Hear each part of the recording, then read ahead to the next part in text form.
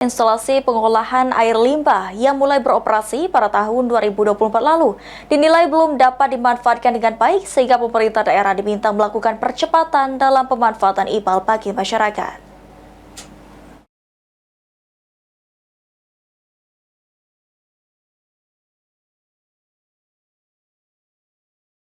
Mulai beroperasi sejak tahun 2024, instalasi pengelolaan air limbah atau IPAL Palembang yang berada di Kelurahan Sel Selayur, Kecamatan Kalidoni, Kota Palembang digadang-gadang akan membantu memperbaiki kondisi lingkungan di Kota Palembang, meningkatkan kesehatan masyarakat, serta mengurangi pencemaran Sungai Musi.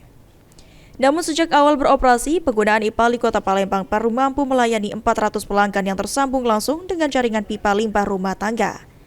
Dalam audiensi bersama Gubernur Sumatera Selatan, Direktur Sanitasi Direktoral Jenderal Cipta Karya Kementerian Pekerjaan Umum, Tanozi Koshi Lase mengatakan IPAL yang sudah dibangun di Kota Palembang kurang dimanfaatkan dengan baik sehingga pemerintah daerah diminta mempercepat pemanfaatan sambungan rumah tangga.